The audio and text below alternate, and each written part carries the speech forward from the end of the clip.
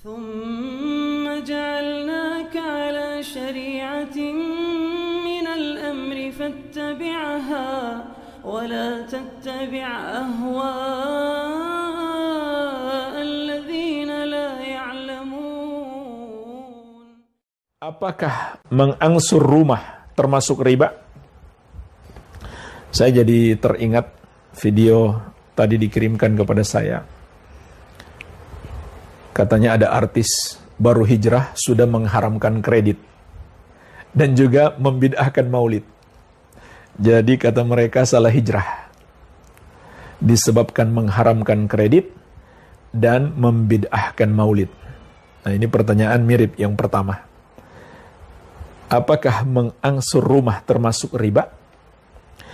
Jawabannya tergantung cara mengangsurnya. Jadi kita berbicara tentang hukum kredit. Kredit ada yang haram, ada yang mubah. Tergantung caranya. Tergantung caranya. Kalau ada aturan misalkan, jika terlambat, ada denda keterlambatan, maka termasuk riba.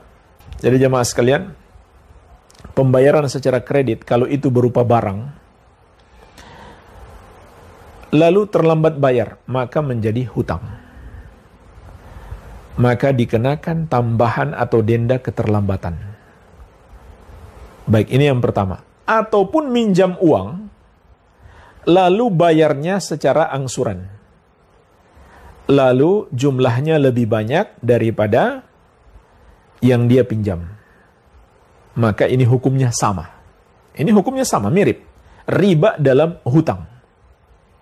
Dan inilah riba jahiliyah yang dilarang keras oleh Rasulullah Sallallahu Alaihi Wasallam. Iya. Maka ini riba. Yang kedua, kalau kredit rumah itu tanpa hal yang mengandung riba, maka tidak masalah. Boleh. Hukum jual beli secara kredit boleh. Bahkan Syekh Ibn Baz rahimahullah menyebutkan menyerupai ijma ulama. Memang ada sebagian ulama yang menganggap jual beli kredit itu terlarang karena termasuk jual beli dengan dua harga. Jual beli dengan dua harga ini dilarang oleh Nabi Sallallahu Alaihi Wasallam. Namun itu pendapat yang lemah.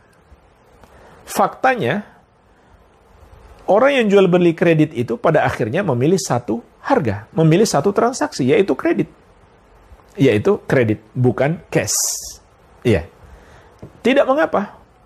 Kalau bayar cashnya lebih murah dibandingkan bayar kreditnya. Sama-sama dapat keuntungan. Pembeli dapat keuntungan dari penangguhan waktu dan penjual dapat keuntungan dari penambahan harga. Itu cukup adil. Kata Syekh Ibn Baz rahimahullah, menyerupai ijma ulama. Tidak dilarang. Tidak dilarang dalam syariat.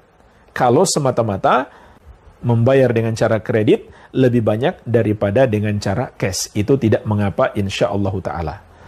Tapi kemudian kalau ada aturan denda, jika terlambat membayar, maka itu masuk dalam riba hutang. Karena dia ketika terlambat membayar menjadi hutang. Lalu dia kenakan denda, maka masuk di dalamnya. Itu termasuk riba, bahkan itulah riba jahiliyah. Iya.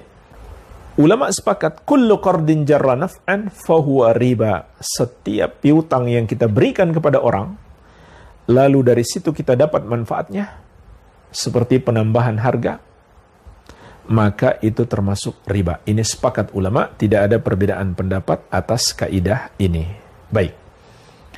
Jadi, kalau kredit seperti itu yang diharamkan, yang mengandung riba, ya memang hukumnya haram. Atau seperti menggunakan kartu kredit, yang caranya, dia bayar dulu, cash dengan kartu kreditnya, nanti dari pihak bank, menagih lebih banyak daripada yang dia bayarkan. Maka itu juga termasuk riba.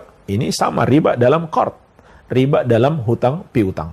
Kalau itu yang dia haramkan, seperti pada kebanyakan kartu kredit, maka itu memang hukumnya haram. Jadi saya sekaligus mengomentari masalah katanya Artis hijrah baru hijrah, kata mereka salah hijrah, sudah mengharamkan kredit. Maka tergantung kredit seperti apa yang dia haramkan. Baik. Sekalian yang kedua, mereka juga bilang salah hijrah karena salah berguru, sehingga membid'ahkan maulid. Maka kita katakan jemaah sekalian, yang membid'ahkan maulid adalah para ulama ahli sunnati wal jamaah yang hakiki. Kenapa? Karena maulid itu perayaannya tidak ada contoh sedikit pun, tidak dari Rasulullah SAW, tidak pula dari para sahabat radhiyallahu taala anhum ajmain, tidak pula dari putri-putri Nabi SAW, ya, dari Fatimah. Fatimah masih hidup sepeninggal Nabi SAW. Tidak pula dari putri-putri beliau yang hidup semasa beliau masih hidup. Nggak ada mereka merayakan maulid ayah mereka. Tidak pula menantu beliau Ali bin Abi Thalib. Tidak pula Khulafaur Rasyidin dan seluruh para sahabat yang sangat cinta kepada Nabi SAW. Tidak pula tabi'in dan tabi'ut tabi'in. Tidak juga dari imam yang 4. Kalau ada orang yang mengatakan ini ajaran Imam Hanafi, Imam Maliki, atau Imam Syafi'i, atau Imam Ahmad, maka itu semuanya dusta. Nggak ada mereka mengajarkan perayaan maulid. Itu bid'ah mengada-ada dalam agama. Tidak ada contoh sedikit pun dari Nabi SAW maupun dari para ulama salaf, tidak pula dari imam yang 4. Kapan dia muncul? Di akhir abad ke-4 atau awal abad ke-5 Hijriah. Ada yang mengatakan dari seorang raja di Irak. Tetapi banyak ulama sejarah mengatakan dari orang-orang Syiah, ataupun mereka yang paling bersemangat untuk merayakannya secara besar-besaran, yaitu dinasti Fatimiyah yang berkuasa di Mesir ketika itu.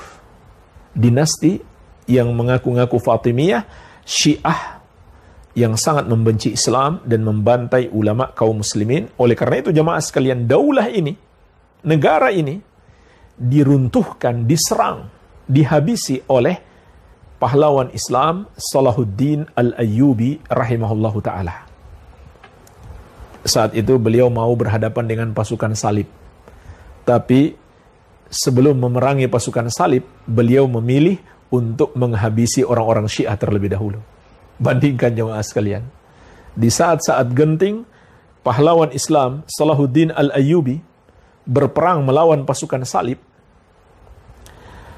Tapi beliau memilih untuk menghabisi orang-orang Syiah terlebih dahulu.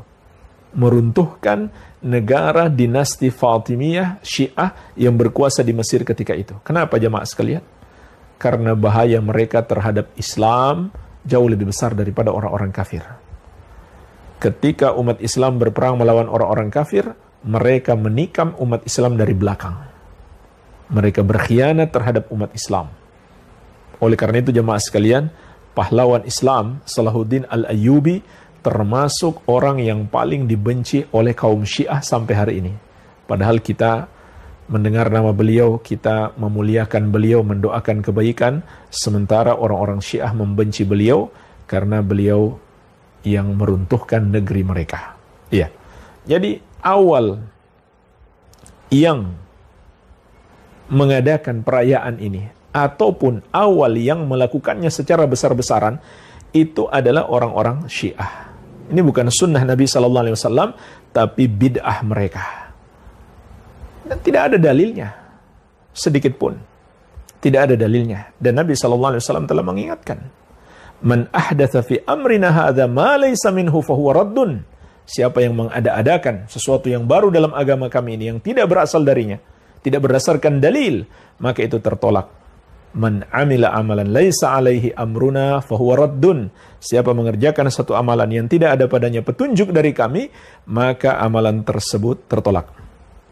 Iyakum wa muhdatsatil umur fa inna kulla muhdatsatin bid'ah wa kulla bid'atin dhalalah. Wa fi riwayatin wa kulla dhalalatin finnar. Jauhilah oleh kalian perkara-perkara baru dalam agama ini, kata Nabi SAW. Karena setiap yang baru dalam agama adalah bid'ah, dan setiap bid'ah itu sesat, dan setiap yang sesat tempatnya di neraka. Jadi yang salah berguru orang yang berbuat bid'ah. Bergurunya tidak mengambil ajaran Rasulullah SAW dan para sahabat, tapi mengambil ajaran-ajaran yang hanya diklaim, klaim dusta, katanya punya sanad, tapi mereka nggak bisa buktikan itu sanadnya bersambung, kalaupun bersambung sahih atau tidak, rawi-rawinya terpercaya atau tidak, mana biografi mereka, mana jarah dan ta'dil, keterangan jarah dan ta'dil tentang mereka. Kalau cuma buat-buat sanad, mengaku-ngaku punya sanad, semua orang bisa. Makanya kata Ibnul Mubarak rahimahullah, laulal isnad laqala man sya'a ma sya'ah. Kalau bukan karena sanad, setiap orang akan berkata semau dia. Jadi kalau setiap orang bisa mengklaim punya sanad, bisa bikin-bikin sanad sendiri, maka itu mudah, setiap orang bisa melakukannya. Tapi gimana membuktikannya? Orang-orang dalam sanad itu terpercaya atau tidak? Di kitab mana mereka? Tunjukkan di kitab-kitab jarah wa ta'dil. Dan tunjukkan, kalaupun mereka terpercaya, apakah sanadnya bersambung atau tidak? Banyak hari ini mereka mengaku punya sanad. Iya. Maka jemaah sekalian, justru yang berbuat bid'ah itulah yang salah belajar. Bukan artis yang hijrah, lalu dia mengikuti sunnah dan menjauhi bid'ah. Wallahu a'lam.